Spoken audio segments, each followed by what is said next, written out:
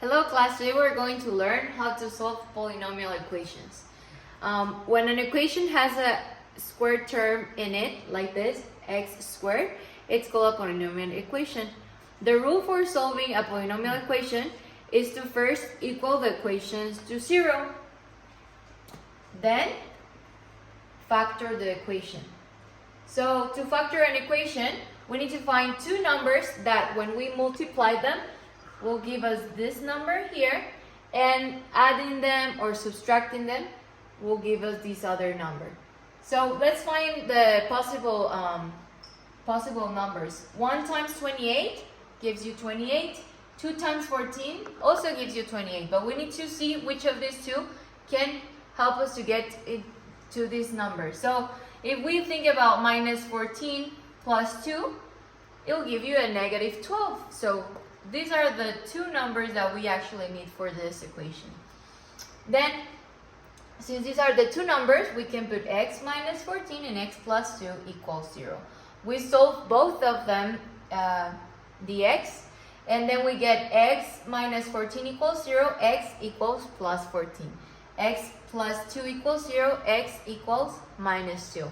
Then it's very important to know that when the x is a square, that means that we have two solutions for x. So that's why here we got our first solution and our second solution. Let's do a more difficult one. Let's do a more difficult equation. In this equation, we can see that there is a number in front of the x squared. So we need to do a previous step before doing all these other process or previous process. The first thing that we need to do here is multiply 12 times 6, and then we'll get 72. That's the way we do it, so the x squared stays like alone or single, you know. So we got x squared plus 17x plus 72 equals 0. Then let's do what we already learned in the previous example. Let's find two numbers that when we multiply them will give us 72. These are the different numbers until we get to 8 plus 9. 8 plus 9 will give us 17. So these are the numbers that we're looking for. And they will be positive because we need x positive plus 9 positive. Then that is what it will give us, a positive 17. So we put this in the equation and we equal it to 0.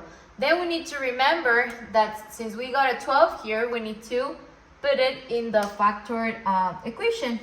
So we go like this, reduce this equation, and then we end up like this. Then we have to solve for x. So we'll go 3x plus 2 equals 0, and 4x plus 3 equals 0. We solve it. For one, we'll get x equals minus 2/3.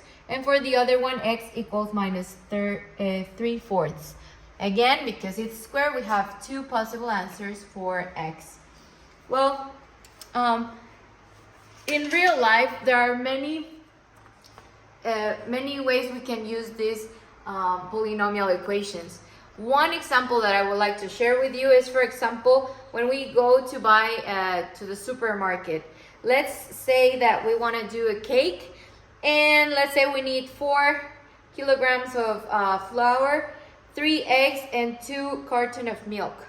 So we get 4 flours plus 3 eggs plus 2 cartons of milk, and will give us the price.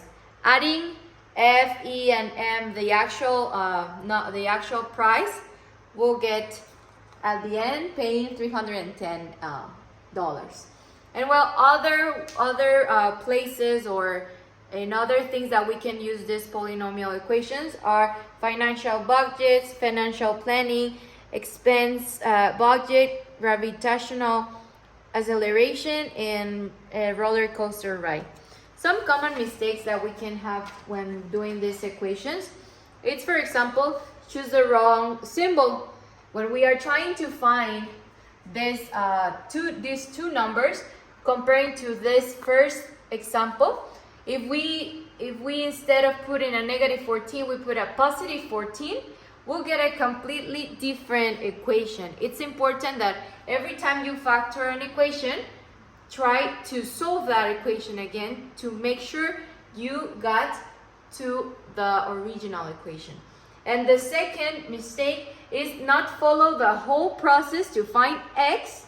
So for example, in here, 3x plus 2 equals 0. If I just do it like just by seeing them, I can do x equals plus 2/3. But that's not right. We need to follow the whole process, because actually when plus 2 moves to the other side, it gives you a -2. So we'll get a -2/3. And another mistake can be don't change the symbol. So same thing that I was saying, x minus 14 equals 0, x equals minus 14, x equals plus 14. And same in this one, x plus 2 equals 0, x equals plus 2, no, x equals minus 2.